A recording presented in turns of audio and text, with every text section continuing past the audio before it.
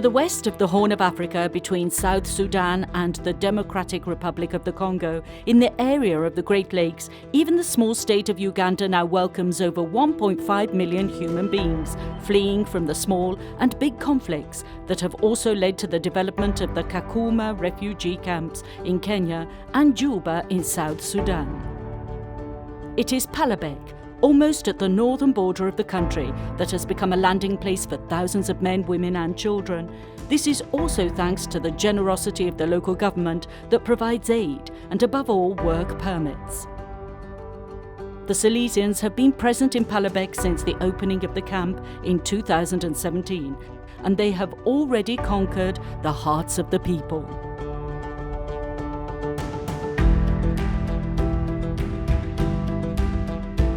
The Salesians take care of the animation in the Christian communities scattered in the camp, evangelizing with simplicity, and to educate children and young people through schooling, offering themselves as a reference point for their growth in support of families. There is very much work. The number of refugees has grown rapidly. Currently, it is estimated to be 40,000, mostly from South Sudan.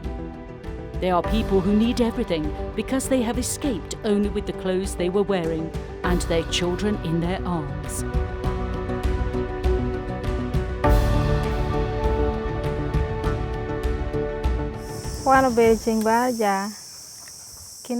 It was Monday morning. It was 8, and we were at school when we heard shooting, and so we started running towards the forest. I tried to reach my parents, but it was not possible. We slept one night in the forest. Then we managed to reach Ngumoromo. I was attending the 4th year, but I had to interrupt my studies and exams because of the war. Meanwhile, hundreds of South Sudanese refugees have crossed into Uganda for a second day in a row. They were displaced in fighting between South Sudanese government troops and opposition fighters.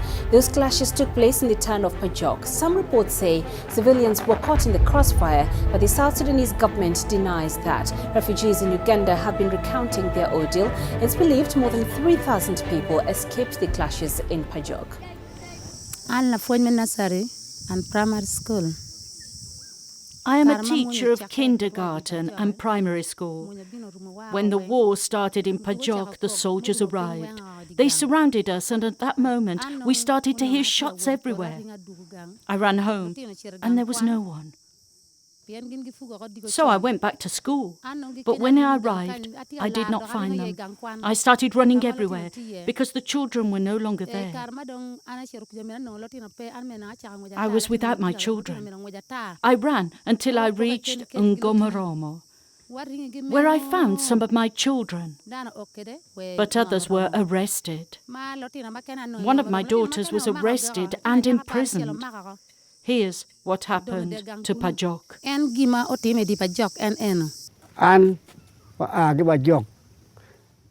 I come from Pajok. When the soldiers arrived, I had to abandon my house, which was destroyed. Only the elderly remained. They told us to leave, and I told them it was just a poor hut. My wife and I fell to the ground in the bushes. They turned back and they laughed, saying, "These are old. Do not kill them. They will die because their children are gone and they have no help. Let's not waste our bullets." So us elderly remained, with nothing to eat and drink. We escaped to Uganda and reached Ngomoromo. We had to move slowly. Now we try to survive. There is no wood for cooking, nor products to buy. We eat beans and polenta, and when we are exhausted, we ask our neighbors. Only God helps us to stay alive.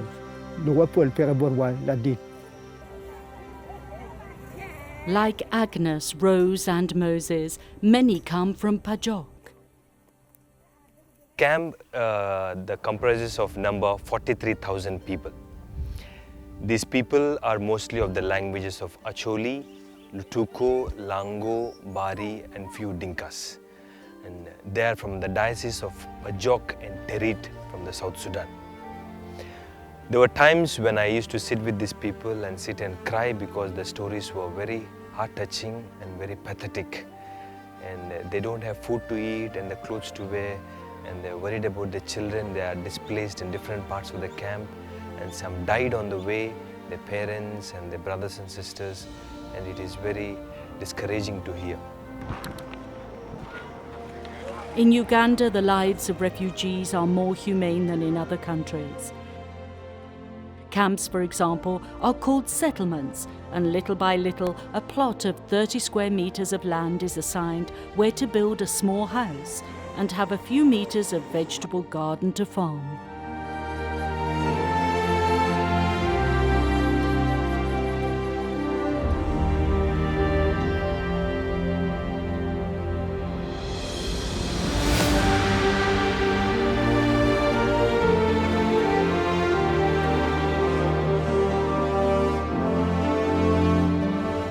The Salesians commit themselves to doing pastoral work and evangelization, educational work and schooling.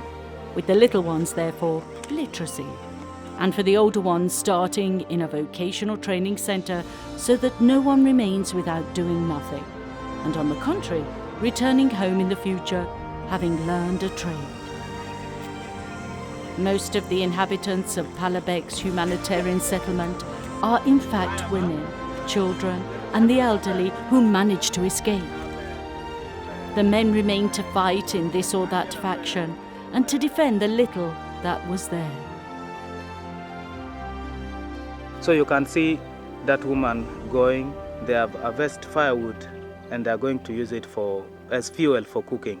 So this has a lot of issues between the refugees and the host communities, considering the fact that there used to be only 200 households in this piece of land, the local population. And now we have refugees brought in, over 40,000 refugees brought in. So this has brought pressure on the resources, in particular vegetation. And the threat and the fear is that if we continue to use this vegetable without replacing it, without planting trees, this place will be worst off. We'll have no trees, no windbreaks, and the environment will get spoiled. And so we have been lobbying and emphasizing to the agencies and the OPM and the UNHCR and the local authorities so that the refugees are given seedlings so that they plant.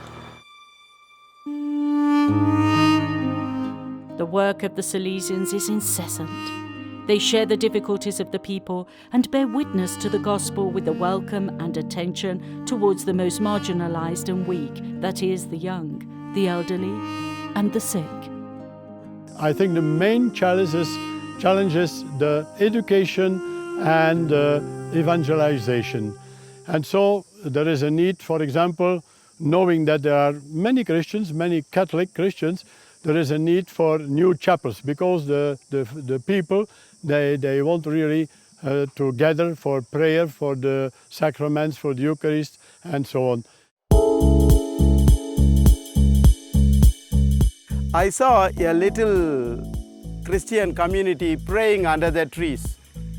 And I went to the catechist and I introduced myself and I said, I'm a priest, I want to say Mass. It was on the feast of Corpus Christi, 18th of June. And within a minute or two, we had a wonderful celebration of the Eucharist. At the end of the Mass, the catechist asked me, Father, will you come to celebrate Mass for us next week? I just looked around and I said, yes, I will come.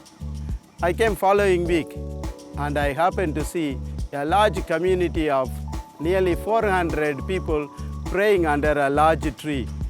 It moved me. And they told me that they had not been having Mass for nearly a year. Then every week, almost every week, I started coming to the settlement. Father Ladza Arazu was born in South India, but has been in Africa since 1990, when he began his formation in East Africa. After his priestly ordination, he was immediately sent to Uganda, where he spent his ministry in schools for 20 years. Then he felt within himself a special call to work with the refugees.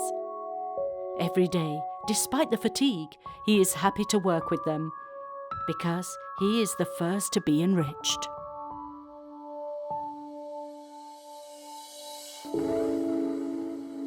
There are many things to do. About activities, special activities, I think from the beginning we can do a lot for the primary schools and secondary schools.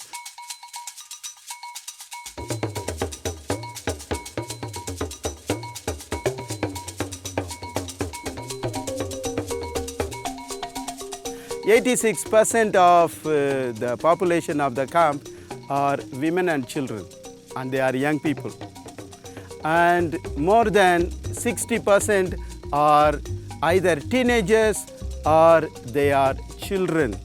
And of course, there are below the age of 3, there are hundreds and thousands of children.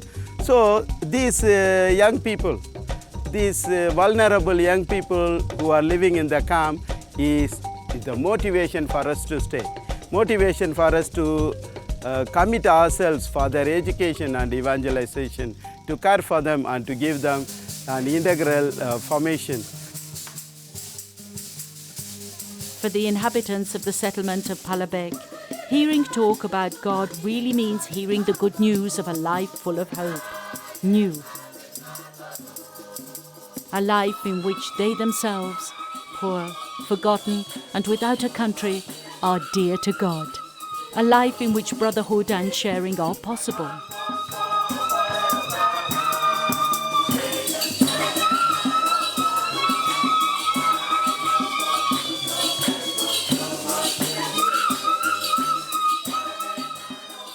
I've been very pleased to have the Salesians because they responded very quickly to support the pastoral needs of the refugees.